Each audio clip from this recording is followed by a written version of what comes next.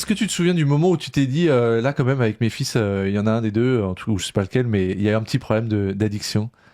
Est-ce que tu te souviens du moment où tu as pris conscience que l'addiction était un problème? Bah, ça oui, ça fait longtemps, ouais, que j'avais remarqué qu'il y avait un petit problème avec les enfants Ouais. et que, ça tournait plus rond, en fait. Au collège, que ça se passait plus comme avant. Donc, ça a été le 1er déclencheur pour moi de me dire: «Il se passe quelque chose». Hmm. C'était quoi les signes alors, du coup? Bah, les signes, c'est que, un de mes fils, il passait de premier de la classe à, redoublement à la fin de l'année, quoi. Ouais. Donc, ça change tout, hein, pour une, personne. Quand on commence par exemple, à fumer du cannabis, ben, ça enlève la motivation, ça enlève, la raison quelque part. Ça fait sortir en fait de sa voie, qu'on a envie Ouais. de choisir. Et du coup, alors quand tu t'es retrouvé face à ça, c'était quoi ton premier réflexe? Comment ça s'est déroulé? Bah, bien sûr, hein, comme, n'importe quelle maman, j'ai essayé de l'aider et bah, ça a été quand même, pas facile au début, hein. C'était un parcours du combattant parce qu'au début, ils cachent, ils essayent Hmm. de pas montrer la vérité, ils essayent de montrer qu'ils vont bien et c'était pas le cas. Donc pendant plusieurs années, en fait, hein, j'ai essayé, j'ai été consultée avec lui. C'est Hmm. comme si je faisais les consultations avec lui, voir des addictologues, des psychologues, des médecins spécialistes à l'hôpital, voir un peu tout ce qui existait, tout ce qui pouvait se faire pour, aider, mon fils et en fait, il était, je pense, vraiment dans le refus au début, dans le déni, il voulait pas, il s'amusait un petit peu avec moi et Hmm. avec toutes les personnes, qu'il allait voir et à un moment donné, ça a commencé à devenir vraiment sérieux parce qu'il a été exclu Hmm. des différents, lycées où il était passé, où j'arrivais à le faire tant bien que mal, intégrer. À Hmm. chaque fois, il se faisait exclure. Ça, après, on est arrivé jusqu'au l'enseignement à distance. Enfin bon, vraiment, ça a été compliqué. Jusqu'au moment où j'ai commencé à vraiment découvrir toutes les autres possibilités pour aider quelqu'un. Et donc là, c'est là que j'ai commencé à découvrir, ben, tiens, l'hypnose, des je l'ai accompagné voir des coachs PNL, des coachs, des magnétiseurs, des guérisseurs et cetera et là, j'ai vu qu'il y avait quelque chose qui se passait Hmm. et c'est là que j'ai voulu explorer, je me dis: «Tiens, là, il y a quelque chose à faire par rapport à ça» et c'est là que j'ai commencé mon parcours, très rapide, de formation où je me suis formée vraiment à toutes les techniques qu'aujourd'hui, je pense qui sont les plus puissantes aujourd'hui pour aider au changement rapide. Hmm. Parce qu'au début, ouais, tu t'es dit, la première approche, celle qui était classique en fait avec les médecins, c'était Bah, quoi? oui, C'était des pour moi, médicaments? bah, oui, donc il proposait des médicaments, donc là, lui, il voulait pas. De toute façon, c'était le rejet complet. J'ai même été, consultée après des consultants maïotiques, hein, donc pour me dire: «Bah, tiens», et là, c'est pareil, il se moquait un peu de tous ces gens, Hmm. qui essayaient de l'aider. C'est-à-dire que ce que je veux dire, c'est qu'il y a pas que évidemment, tout ce qui est, traditionnel, au début, on a envie de passer par là, on a envie qu'ils nous aident, mais ça n'allait pas, que ce Hmm. soit dans des structures, vraiment faites pour les adolescents, que ce soit à l'hôpital, que ce soit en libéral. Il n'y avait vraiment rien qui passait, il y a rien qui marchait, quoi et même, je veux dire, même quand on va voir des personnes heu, qui se présentent, comme, des personnes pouvant vraiment aider, Hmm. parfois ça marche pas non plus. C'est pour ça, quand je dis, consultant en maïotique, je me suis dit: «Bah, voilà, c'est accouche-toi, Hmm. toi-même de ce que tu as envie d'être» et ça n'a pas marché non Ouais. plus cette façon de faire et c'est là que je me suis dit: «Tiens, il faut vraiment passer pas par le conscient». C'est là que j'ai pris conscience que justement, avec le conscient, on peut rien faire en fait. C'est vraiment l'inconscient qui est le maître de tout, chez un être humain et là j'ai commencé aussi à m'intéresser aux neurosciences. Hmm. Ok. Voilà. Et du coup, donc en fait, tout ça, ce parcours, c'est parce que ce que tu as vu et ce qui ne fonctionnait pas, ça fonctionnait pas dans la durée, c'est ça? Parfois, c'était des choses qui marchaient, mais pas Ben, longtemps, où il y avait des rechutes ou des choses. disons que, en fait, ce que j'ai remarqué, c'est que le changement, ça se crée grâce à un déclic. C'est quelque part, on peut l'avoir tout seul aussi parfois, Mm. hein. Tiens, j'ai le déclic, tiens, c'est ça qu'il faut que je fasse, c'est exactement ça. J'ai une intuition et voilà, je vais m'y tenir. Et quand il y a le déclic, eh ben, la personne, elle va commencer à changer. Tant qu'il n'y a pas le déclic, tant que c'est juste des paroles, voilà, des conseils, ça sert à rien en fait. On peut parler, et là je l'ai bien vu, on peut parler des jours, des semaines, des mois, des années, ça sert à rien. En fait, il faut pas atteindre le conscient. Et c'est là que quand j'ai appris, grâce aux neurosciences, aux nouvelles découvertes des neurosciences, que 97% de tout ce qu'on fait dans notre vie, c'est l'inconscient et 3% c'est le conscient. Vraiment, c'est très peu en fait, hein, de tout ce qu'on vit, de tout ce qu'on dit, de tout ce qu'on est. En fait, c'est notre inconscient depuis notre naissance, depuis même qu'on est dans le ventre de notre mère. Et là, j'ai justement, moi, eu un déclic et je me suis dit, bah, tiens, c'est là qu'il faut explorer. Et c'est pour ça que j'ai vraiment commencé à explorer toutes les techniques qui vont utiliser l'inconscient et qui vont faire du travail en changement du rapide. Vraiment quelque chose où ça va rapidement, quoi. Et comme je te dis, créer un déclic. Et c'est là que tu vois qu'il y a quelque chose qui va changer chez l'être humain, quoi.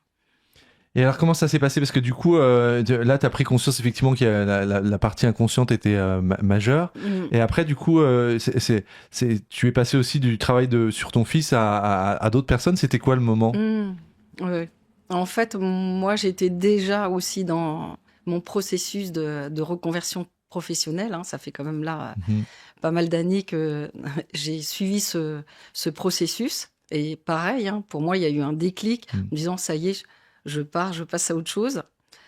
Et là, j'ai vu que j'étais vraiment sur mon chemin de vie et il y a eu on va dire quelque part, cet accident familial. Pour moi, je considère ça comme un accident, mais en même temps, voilà, une opportunité de me dire, ben, là, il y a quelque chose à faire dans ce domaine.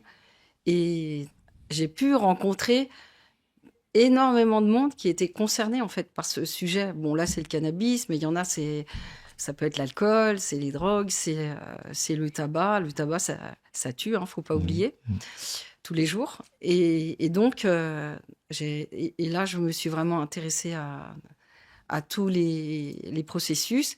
Et j'ai voulu me former vraiment dans tout ce qui était possible avec des techniques qu'on appelle alternatives, des nouvelles techniques de changement, même si c'est pas nouveau, hein. On va dire par exemple l'hypnose, ça existe.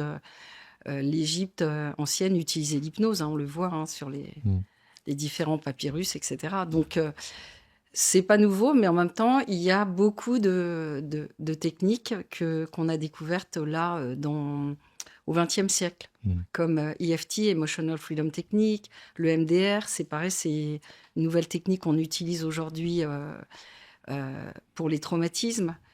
Et donc tout ça a fait que c'est là que pour moi, le chemin s'est vraiment accéléré parce que j'ai suivi tout ce parcours par moi-même. Personne ne m'a dit va par là, va par là. Par moi-même, les choses se sont ouvertes et j'ai vu que ça fonctionnait. Et donc, du coup, tu as commencé à l'utiliser effectivement avec tes clients, c'est ça? J'ai vraiment voulu me spécialiser dans ce domaine. Et au début, eh bien, c'était beaucoup les fumeurs qui venaient à moi. Donc, j'ai vraiment accompagné beaucoup de fumeurs à se libérer du tabac, de la clope, etc. Donc, énormément de fumeurs. Donc, j'ai appris beaucoup aussi, hein, à chaque fois que je me suis intéressée à un sujet, j'ai été à fond dedans. Et puis après, du tabac, ben, on est venu me voir pour l'alcool. Donc, j'ai vraiment beaucoup travaillé aussi avec les personnes qui sont dépendantes à l'alcool. Et puis, le cannabis est venu après aussi. En même temps, j'avais beaucoup travaillé sur le sujet du cannabis, hein, en raison de mes deux ados qui étaient addicts, hein. Ça a mis 5 ans quand même pour l'un d'entre eux. Et ce qu'il faut savoir, c'est que s'il n'y a pas la motivation, ça peut pas marcher en fait. Il faut vraiment une motivation profonde qui vient justement de l'inconscient, de savoir pourquoi je veux faire ça. Qu'est-ce qui fait que j'ai envie de changer? Si j'ai pas envie de changer, vous pouvez faire tout ce que vous voulez. Il y a, il y a rien à faire en fait. Avec une personne qui ne veut pas changer, vous pouvez mettre même, on va dire, Dieu en personne, ça marchera pas. Il faut que la personne elle ait envie de se faire aider, de changer. Et là, il y a quelque chose qui peut se passer. Et donc, pour mon deuxième adolescent qui a grandi, ça a pris plus de temps parce que lui, justement, il voulait pas changer. Quand il a décidé, bah, évidemment, ça a marché. Voilà. Super. Et donc, du coup, en fait, de tous ces apprentissages et toutes ces expériences, tu en as créé ta propre méthode. C'est ça? Il y a un moment donné où tu t'es dit, là, je vais pouvoir créer mon propre protocole? Bah, disons que c'est avec l'expérience. Ça veut dire qu'au début, j'utilisais que l'hypnose avec mes clients. Et je me suis rendu compte qu'il manquait quelque chose. Je me suis dit, bah, tiens, qu'est-ce qui se passe? Pourquoi que ça marche? Ça marchait avec, on va dire, peut-être 60-70% des personnes. Pourquoi ça marche pas avec tout le monde? Et là, je me suis dit, bah, il me faut peut-être autre chose. C'est là que j'ai commencé à rajouter d'autres techniques, des techniques énergétiques, parce que ça fait un tout complet, en fait, hein. Vraiment, c'est... Quand on rajoute tout ce qui est énergétique, c'est-à-dire qu'on travaille aussi bien avec le corps que l'esprit, là, c'est encore plus puissant. Et les techniques énergétiques, elles travaillent avec l'énergie du corps. Donc, comme Emotional Freedom Technique, c'est une technique de libération émotionnelle, ça va aller nettoyer toutes les pensées négatives, les émotions négatives et toutes les croyances limitantes. Et avec l'hypnose, on peut le faire, ça prend beaucoup plus de temps. Alors que là, c'est vraiment du changement rapide, hein. Il le dit, Bruce Lipton, il en a beaucoup parlé de cette technique d'apprentissage rapide du cerveau. Et là, on passe vraiment aussi par l'inconscient. Que grâce à ça, en une demi-heure, on peut changer ses croyances. Et après, bien sûr, je me suis formée aussi à d'autres techniques énergétiques qui vont travailler avec le pouvoir des mots et qui travaillent aussi sur l'énergie du corps. La technique des 5 phrases, qui est à l'origine s'appelait la logosynthèse, hein, qui a aussi été découverte après les années 2000. Donc là, on est déjà passé dans des techniques encore plus évoluées du 21e siècle. Donc, évidemment, tout ça, ça évolue. Là, on va dire que maintenant, ma méthode, elle s'est stabilisée. J'en ai choisi 12 techniques. Et par exemple, je me suis aussi formée à la sophrologie. Pour moi, c'était pas assez rapide comme changement. Enfin, ça créait pas de changement rapide, ça crée beaucoup de bien-être, de relaxation, mais pas assez de changement rapide. Et moi, j'ai besoin des techniques de guerrier, c'est-à-dire du changement rapide et du dégommage rapide. J'aime bien dire dégommage rapide parce que ça parle beaucoup aux gens. Voilà, on dégomme et on passe à autre chose. En fait, ça veut dire que tu es allé piocher un petit peu dans toutes les techniques, le meilleur, le plus efficace, et tu en as fait la synthèse de ce qui est le plus efficace. Exactement. J'ai été... donc, je me suis formée dans plusieurs écoles d'hypnose, plusieurs écoles de PNL. Hein. La PNL et l'hypnose, voilà, on va dire que c'est deux sœurs jumelles, hein, qui travaillent avec les mêmes techniques inconscientes, peut-être d'une manière différente. Et la PNL, on va dire que c'est de l'hypnose rapide. Et donc, plusieurs écoles d'hypnose, plusieurs écoles de PNL, plusieurs écoles pour tout ce qui est technique énergétique. Hein, parce que dans les techniques énergétiques principales que moi j'utilise, il y a l'EFT, il y a Matrix Reimprinting, qui est la suite, qui va plus loin pour traiter les traumatismes. Et puis, il y a la technique des 5 phrases, qui est hyper puissante. Pourquoi? Parce que... elle permet, et donc ça, on va dire que c'est mon fer de lance dans ma méthode, elle permet de se détacher de tout ce dont on veut se détacher. C'est-à-dire, par exemple, d'une personne. Souvent, les gens n'arrivent pas à se détacher quand il y a une rupture ou un deuil. Ils n'arrivent pas à faire ce détachement. Pourquoi? Parce qu'au niveau énergétique, on est encore attaché. Donc ça, c'est très facile à le faire avec cette technique. Donc d'une personne, d'une situation. par exemple, d'un licenciement ou d'un divorce. Voilà, on n'arrive pas à se détacher de ça. D'une substance, de n'importe quelle substance, ça permet de se détacher, d'un souvenir du passé ou même d'une peur du futur. Parce qu'il y a des gens, ils vivent avec l'anticipation du futur, et là, c'est ce qu'on appelle l'anxiété. Voilà. Et donc, tout ça, tout ce qui est anxiété ou dépression, c'est-à-dire les souvenirs du passé, ça crée de la dépression, et la peur du futur crée de l'anxiété. Donc, tout ça, stress et anxiété, on peut traiter ça avec toutes les techniques que j'ai combinées dans une méthode que j'appelle la méthode Saranakas aujourd'hui. Et on va dire que aujourd'hui, il y a très très peu de gens qui utilisent comme ça un combiné de 12 techniques. Bien sûr, j'ai rajouté des choses comme la cohérence cardiaque, comme la libération du mental pour vraiment libérer les pensées. Souvent, les gens, en fait, ils ont des ruminations. Ils pensent trop et ils font que ça. Et en fait, avant de commencer à faire un travail, il faut vider le mental. C'est comme on va vider la bouteille avant de la remplir par autre chose de meilleur, de mieux. Si c'est déjà pas bon ce qu'il y a à l'intérieur, on va pas boire ça. Donc on va vider. Et là, on vide le mental. Et là, on va pouvoir reprogrammer les pensées, les croyances, les souvenirs ou même les souvenirs du futur. Les souvenirs du futur, c'est chouette comme expression. Ouais. C'est quoi la technique des 5 phrases alors? Tu peux m'en dire un peu plus? Alors, la technique des 5 phrases, elle a été canalisée donc, par un psychothérapeute, psychologue suisse-allemand. Et donc, j'ai été une des premières, on va dire, j'ai fait partie des premiers Français, il y a une quinzaine d'années, à me former à cette technique. Et je l'ai vraiment adoptée tout de suite. Et ce qui a fait que vraiment, j'ai pu réussir à aider toutes ces personnes fumeuses ou dépendantes à l'alcool ou à d'autres substances. Ou à dépendantes affectives aussi. Il y en a qui sont dépendants à des personnes. Donc voilà, on a tout type de dépendance.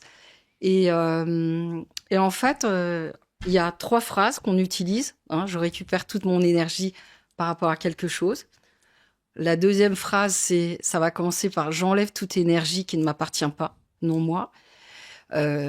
Et en lien avec quelque chose. Donc comme on a dit, ça peut être une personne, une situation, un problème, voilà, de ce qu'on veut, ou une substance.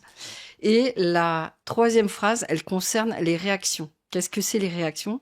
C'est les réactions physiques ou émotionnelles qu'on a pu avoir par rapport à ce problème qu'on veut régler ou traiter ou changer.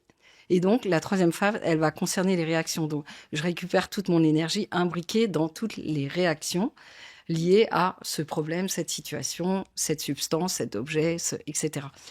Alors, bien sûr, là, j'ai pas donné les phrases complètes. Mais elles y sont. J'ai écrit un livre sur toute ma méthode qui fait près de 400 pages et qui a passionné pas mal de monde et qui continue encore à passionner. Même les addictologues s'appuient dessus maintenant. Par rapport à la théorie en fait que j'ai mise au point. Pourquoi? Parce que en fait, moi, j'ai rajouté une strate sur ce travail par rapport aux addictions, sur ce changement de comportement. Si je travaille que sur le changement de comportement, évidemment, c'est comme si je soigne la plaie de quelque chose, mais je fais rien pour savoir mais d'où vient cette plaie? Qu'est-ce qui a fait que j'ai une plaie physique ou qu'est-ce qui a fait que j'ai une plaie émotionnelle? Et là, moi, je travaille sur vraiment l'origine du problème, les deux. C'est-à-dire qu'il y a des techniques qui vont travailler ou des méthodes qui vont travailler que sur je change le comportement et tout va bien. Et il y en a qui vont travailler que je travaille sur l'origine et tout va bien. Et en fait, non, il faut travailler sur les deux. Je travaille sur le comportement, sur le changement de comportement, parce que ça, c'est important. Changer sa routine, changer ses habitudes. Et tout ça, on va le faire grâce au changement des pensées, des émotions, des sensations, des réactions. qui va changer les habitudes, les attitudes et finalement qui va créer un nouveau destin. Et je travaille aussi sur donc, l'origine de la problématique. Eh bien, j'ai remarqué justement avec toute l'expérience, parce que j'ai accompagné on va dire des centaines, je vais dire maintenant, je peux dire des milliers de personnes sur ce sujet. Et on peut dire que ce sujet, il peut s'étendre à tout aujourd'hui, mais en ayant accompagné des milliers de personnes, j'ai remarqué qu'en fait, il y avait un point commun dans toutes les addictions, c'est soit les traumatismes, soit le trouble de l'attachement. Voilà, parce qu'au début, j'ai cru que c'était que les traumatismes. Mais non, c'est pas que les traumatismes. Il y a quelque chose d'encore plus profond, et c'est le trouble de l'attachement. Donc, en fait, ce que tu me disais, c'est que tu as découvert un peu que la difficulté de l'attachement, c'est ça, c'était un point commun à toutes les personnes que tu accompagnais? Exactement. En fait, même dans le monde de la psychologie, aujourd'hui, il y a une dizaine d'années, on n'en parlait pas du tout. Et aujourd'hui, c'est vraiment devenu une notion de base sur le travail qu'on peut faire avec une personne.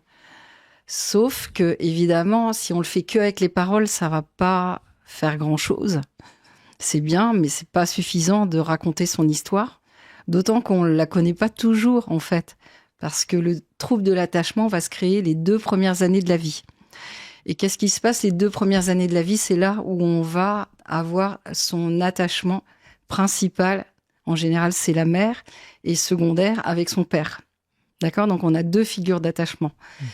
Et évidemment, si tout va bien se passer, et l'enfant va avoir une confiance infinie en lui si l'attachement s'est parfaitement bien passé. Par contre, si les besoins fondamentaux, les 5 besoins fondamentaux n'ont pas été comblés, c'est-à-dire l'amour, la protection, la sécurité, la reconnaissance de l'enfant dans sa famille et la reconnaissance et le fait d'être en lien avec sa famille et le monde en général, eh bien là, il va y avoir des petits soucis, voire des moyens ou des grands soucis. Et plus l'attachement a été compliqué dans les 2 ou 3 premières années de la vie, bon, on peut aller même jusqu'à 5 années, mais les 2 premières années de la vie sont les plus importantes, les plus fondamentales. Alors, eh bien, l'être humain, il va avoir tendance à l'adolescence, parce que tant qu'on est enfant, jusqu'à 10-11 ans, ça va, tout va bien. On va plus ou moins apprendre à faire le dos rond, etc. Mais à 11-12 ans, dès que l'adolescence, l'enfant commence à devenir autonome, et c'est là que les problèmes commencent. Et l'addiction, elle va être d'autant plus importante qu'elle va commencer jeune et tôt, en fait. Et plus on a eu un trouble de l'attachement important, et plus l'addiction va commencer tôt. Et c'est là que, eh bien, notre rôle, enfin mon rôle, parce que après je travaille avec un grand nombre de personnes, et il y a beaucoup de praticiens qui travaillent avec moi aussi. C'est ce que j'ai appris et que j'enseigne maintenant aujourd'hui depuis un grand nombre d'années. C'est de devenir expert sur la réparation du trouble de l'attachement. Et c'est pas si facile. Et quand on est expert comme maintenant, je peux le faire, et je peux vraiment accompagner ces personnes qui ont un trouble de l'attachement.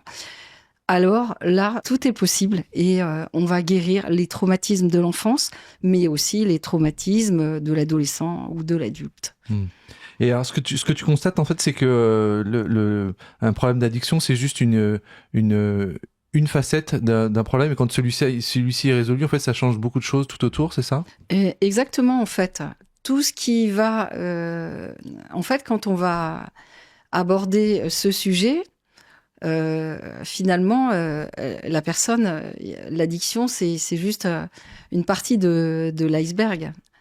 Et si on va accompagner sur ce sujet de l'attachement, réparer le trouble de l'attachement, alors ça prend du temps évidemment, mais bien sûr avec les techniques d'hypnose rapide, les techniques de travail sur les traumatismes, pour réparer l'enfant qui est en nous, en chacun d'entre nous, eh bien, en fait, ça va rayonner dans tous les autres domaines de la vie de la personne. Ça va agir sur la vie professionnelle, la vie amoureuse, la vie relationnelle, la vie sociale, sur vraiment. Et puis aussi, ça va agir aussi sur, par exemple, sur l'abondance aussi, l'abondance dans tous les domaines de sa vie. Parce que si on pense qu'on mérite pas, alors forcément, tout ce qu'on croit, on finit par le vérifier. Donc si on croit qu'on mérite pas l'amour, on mérite pas d'être dans l'abondance, dans l'aisance, dans la prospérité, si on croit qu'on mérite pas de réussir professionnellement, et en fait, le cerveau, il est hyper puissant. S'il croit qu'il mérite pas, eh bien, les choses, elles vont pas se faire. Par contre, si on plante des nouvelles croyances, comme on plante des graines, comme dans la terre, il va pousser des nouvelles croyances, des nouvelles possibilités, des nouvelles opportunités pour la personne. Et ça va agir dans tous les domaines de sa vie. Et je le vois vraiment avec le travail qu'on fait avec les personnes. Ça guérit à tous les niveaux, même au niveau physique aussi. Ça va agir même au niveau physique, puisque le physique, on sait très bien que c'est du psychosomatique. Si on a développé une maladie, elle vient d'abord de l'esprit avant d'arriver dans le corps. Et voilà. Est-ce que les gens que tu accompagnes, ils ont besoin de comprendre ce qui se passe? Parce que ce que tu dis, c'est que c'est beaucoup dans l'inconscient. Est-ce qu'il y a une nécessité de comprendre? Est-ce que ça change les choses ou pas? Les gens ont toujours envie de comprendre. Mais évidemment, c'est intéressant de comprendre, mais c'est pas forcément nécessaire. Parce que quand on s'enfonce dans les sables mouvants, par exemple, c'est un peu l'image que j'ai, moi, des personnes qui tombent dans l'addiction, c'est vraiment tomber. Eh bien, est-ce qu'on a besoin de comprendre comment ça marche, les sables mouvants, ou alors est-ce qu'on a besoin d'une main qui nous aide à sortir? D'abord, on fait le chemin pour sortir de là. Si on comprend, c'est très bien. Si on comprend pas tout ce qui s'est passé, c'est pas forcément nécessaire. Et c'est ça un peu l'erreur, je dirais, qui se passe dans la psychothérapie traditionnelle. On passe des années et des années à comprendre. Des fois, je vois des personnes, elles ont mis 10 ans, 15 ans, 20 ans à comprendre, mais elles n'ont pas changé, en fait. C'est pas parce que j'ai compris l'histoire de mes parents, de mes grands-parents, de ma tante, mon oncle, mes frères, mes sœurs, que je vais changer. Il y a rien qui change, en fait. Ça, c'est le cortex. Et le cortex, il a besoin de rationalité, il a besoin de comprendre. C'est bien, mais c'est pas suffisant. Et donc, la petite touche supplémentaire qui est nécessaire, elle se... Eh bien, c'est vraiment de revenir justement à l'inconscient. Et l'inconscient, lui, il sait ce qui va pas, ce qui a pas été, ou qu'est-ce qui fait que la personne n'est pas bien aujourd'hui. Et en fait, lui, il détient en fait tous les secrets de la personne. Après, parfois, les histoires, elles ont été transformées aussi. Ça veut dire qu'au fur et à mesure du temps, on peut réécrire nous-mêmes notre propre histoire dans notre inconscient. Et c'est pour ça qu'on dit on a un inconscient individuel et même un inconscient collectif. Mais l'important, c'est de savoir qu'est-ce qu'elle croit, la personne, à l'intérieur.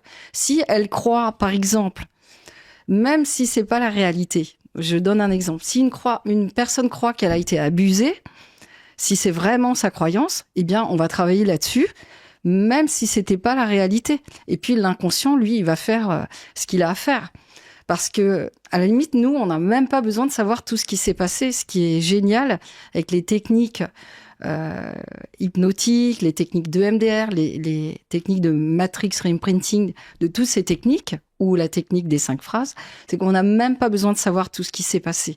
C'est que lui, comme l'inconscient, lui sait, il a une vision précise de ce qui s'est passé. On va dire que dans notre cerveau, ça peut être des images, mais ça peut être des métaphores, c'est pas forcément des concepts comme on pourrait, nous, avoir l'habitude avec notre cerveau rationnel. Mais peu importe, lui, il a une façon de penser ou d'imaginer. Et ce qui est important, c'est que lui, il sait. Et quand on l'aide à réparer ce qui s'est passé, Lui, la seule chose qu'il a envie, c'est de protéger la personne. Et donc, il est ravi de pouvoir justement se connecter à ce qui s'est passé les 2 ou 3 premières années de la vie. Et même si on ne sait pas vraiment ce qui s'est passé, l'important, c'est qu'il est en train de réparer. Il y a cette capacité parce que on a découvert cette capacité du cerveau à se réparer. On appelle ça la reconsolidation mnésique. Ça veut dire que les anciennes connexions neuronales, se défont, vont disparaître. Tous les croyances ou les émotions négatives ou même les traumatismes.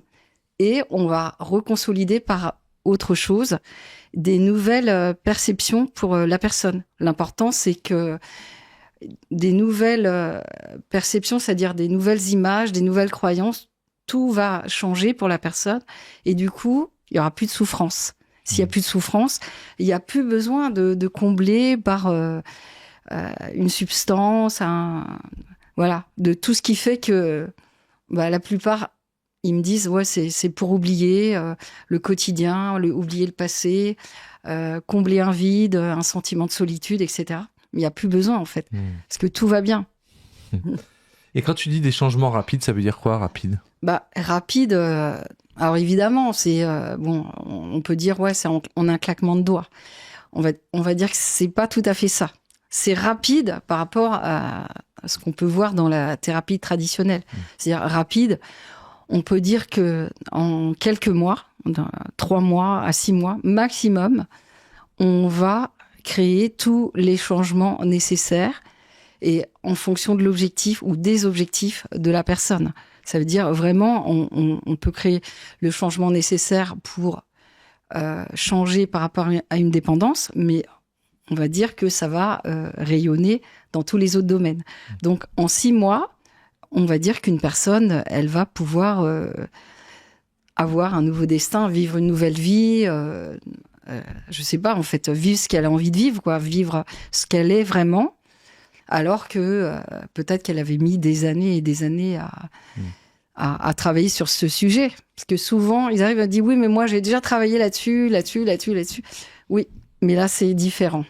Donc, quand je dis 3 à 6 mois, après, ça veut dire qu'en faisant ne serait-ce que même une séance hebdomadaire, on va créer des grands changements. On peut faire ce même travail dans un séjour en immersion. Et là, on va faire un travail intensif tous les jours, avec des changements encore plus rapides tous les jours. Et puis, sinon, on peut aussi faire ce même travail à distance. Est-ce que tu peux m'expliquer un peu concrètement comment ça se passe, une immersion avec toi ? Alors, voilà, j'ai créé il y a 2 ans des séjours en immersion totale avec Sarah. Et en fait, ça permet de sortir de son monde habituel pour vivre un nouveau paradigme dans sa nouvelle vie. Alors, comment ça se passe ? En fait, j'ai fait en sorte d'allier le travail sur le corps et sur l'esprit. Donc, en général, le matin, on travaille, on va faire... Enfin, c'est plus du plaisir que du travail. C'est-à-dire qu'on va remettre le corps en confiance. Comment remettre le corps en confiance ? Par exemple, faire du yoga ou quelques exercices pour détendre le corps, de la relaxation aussi, de la méditation, pourquoi pas. Et ensuite, vivre avec la nature, plus proche de la nature. Donc, faire des randonnées dans la nature ou aller faire des balades au bord de la mer, au bord des étangs, parce que j'habite dans une magnifique région au sud de la France. Et j'ai imaginé ce lieu vraiment pour les personnes qui voudraient complètement déconnecter de leur vie actuelle pour pouvoir retrouver une nouvelle vie, en fait. Et donc le matin, voilà, les gens sont assez tranquilles. Ils vont profiter, bien sûr, des bienfaits de la nature. du sport aussi. Si les personnes sont sportives, on va aussi mettre un peu de sport un peu plus intensif. Et puis, on peut aussi bénéficier des bienfaits de la mer, c'est-à-dire aller faire des parcours en immersion en thalassothérapie, des parcours marins. Donc, on va bénéficier à tous les niveaux de la nature, de la mer, du sport. Et puis aussi, je suis là, et de la bienveillance de Sarah pour vraiment remettre ce corps en confiance, parce que souvent, on a oublié un peu son corps. Et si on fait du mal à son corps, c'est qu'on a oublié son corps. Donc au début, ça peut paraître compliqué pour certaines personnes de faire des étirements ou des choses comme ça. Et au fur et à mesure, elles vont retrouver du plaisir à retrouver leur corps.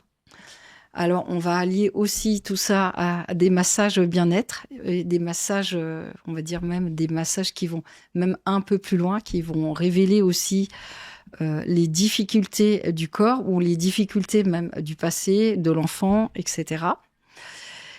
Et bien sûr, l'idée, c'est quand même de faire ce parcours thérapeutique.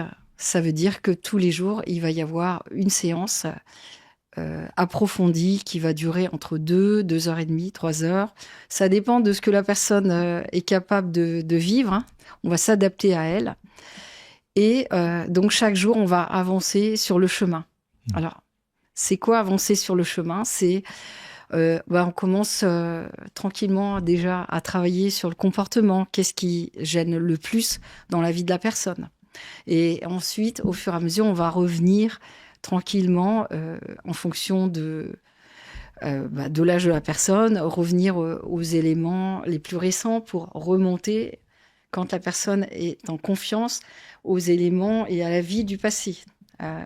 Et donc, au fur et à mesure, le comportement va changer. La personne va être de plus en plus apaisée, et quand elle va repartir, eh bien, on va dire que ça va être une nouvelle personne, nouveau visage, nouvelle façon d'être, façon de percevoir les choses.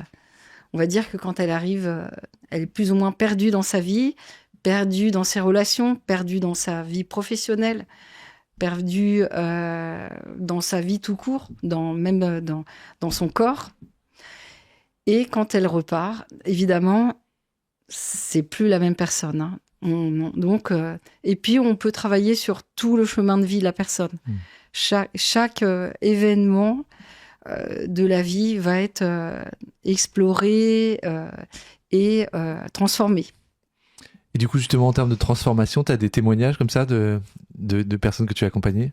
Oui, alors je voudrais partager le témoignage d'une personne qui reste... Ensuite, c'est vrai qu'il y a une amitié qui se crée et qui reste en lien. Et c'est un exemple parmi des centaines, hein. Et il m'a envoyé une lettre de remerciement, voilà, à Sarah, c'est le nom de la lettre. Et je vous lis l'essentiel, hein. En fait, c'est assez court. Et voilà ce qu'il me dit. Alors, c'est quelqu'un, je vais quand même expliquer, c'est quelqu'un qui était vraiment perdu, qui était sur un point de rupture avec ses parents, sa partenaire, sa famille, son professionnel, son domaine professionnel, et qui aujourd'hui, il va très bien, vous allez le voir. Alors, voilà ce qu'il m'a dit. « Je n'aurai jamais les mots pour arriver à décrire ce que ma nouvelle vie est devenue. J'aimerais... » Alors, ça me donne de l'émotion, excusez-moi. C'est là qu'on voit que je suis vraiment sincère, hein, avec les gens. Donc, j'aimerais que chaque journée dure 2 fois plus longtemps afin d'explorer encore plus, m'enrichir, apprendre, fabriquer et comprendre. En février 2023, j'ai été pris en charge par Sarah. Ma vie était brutalement devenue un calvaire après la pandémie.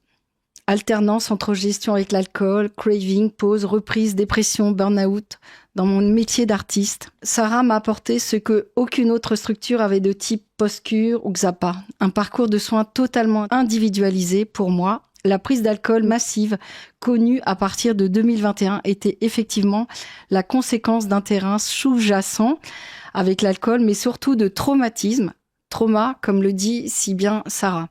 Et c'est grâce à cet accompagnement qui a été mis en place que nous avons pu reprendre, pour reprendre les mots de Sarah, dégommer les traumas. Les techniques hypnotiques utilisées par ces savantes recherches m'ont permis de m'auto-guérir en dehors des points qu'on faisait ensemble après le séjour.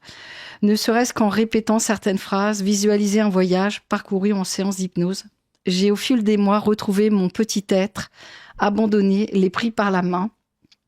Et aujourd'hui, à 2 ans d'abstinence, je n'ai qu'un seul regret, celui d'avoir perdu mon temps avant. Mais il n'est jamais trop tard pour avoir le droit de vivre enfin sa vraie vie.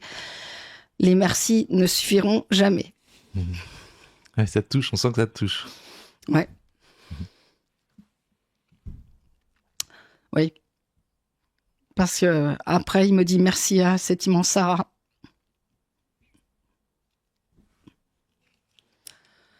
C'est ça qui te drive au quotidien, du coup, de changer des vies comme ça?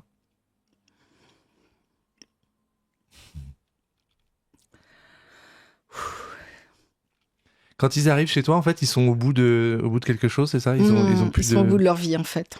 Quand ils arrivent, ils sont au bout de leur vie. Ouais.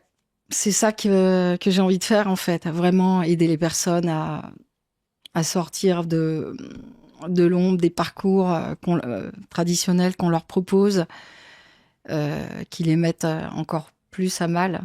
En fait, ce jeune homme qui n'était pas si jeune, mais quand même qui était au milieu de sa vie, donc il avait quand même son père médecin, sa mère pharmacienne, sa femme médecin.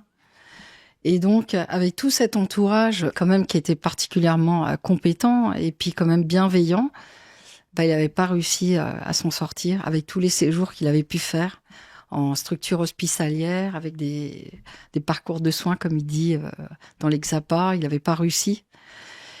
Et là, c'est ce que je disais, ça lui a donné le déclic pour pouvoir s'en sortir, pour pouvoir s'aimer à nouveau, pour pouvoir vivre, en fait. Hein. Et là, maintenant, c'est la nouvelle vie qui a commencé pour lui. Et évidemment, hein, moi... alors, il y en a plein d'autres comme ça, mais c'est vrai que son parcours m'émeut parce qu'il a été remarquable dans sa motivation à vouloir changer. Il voulait y arriver, hein. Il voulait y arriver. Il avait tout essayé, en fait, avant. Et il n'avait pas réussi. Et en fait... alors, bon, bien sûr que parfois c'est nécessaire, mais parfois les médicaments, ça, comment dire, ça crée une lobotisation chimique, on va dire, du cerveau, et qui permet plus, en fait, d'être soi-même. Il pouvait plus avoir sa vie d'artiste parce que les médicaments l'empêchaient de pouvoir ressentir à nouveau des émotions, de pouvoir ressentir la joie, l'amour, le bien-être. Et au fur et à mesure, et en fait, c'est vrai que ça rajoute, comme on dit, un pansement sur quelque chose qui n'est pas guéri. Parfait. Voilà. Super. Désolée, hein, ça me crée chouette. beaucoup d'émotions. Et c'est vrai que j'en ai plein comme ça en tête. Et à chaque fois qu'on m'envoie des messages comme ça, c'est sûr que c'est ça mon moteur. Ça me porte et ça me donne envie de continuer et de vouloir accompagner toutes ces personnes qui en ont besoin et qui connaissent pas, qui savent pas que j'existe, en tout cas que la méthode, elle existe et qu'elle peut les aider. Alors voilà, j'avais envie de le faire savoir aujourd'hui. Parfait, super. Eh ben écoute, ce sera le mot de la fin. On s'arrête là-dessus, génial. Ouais.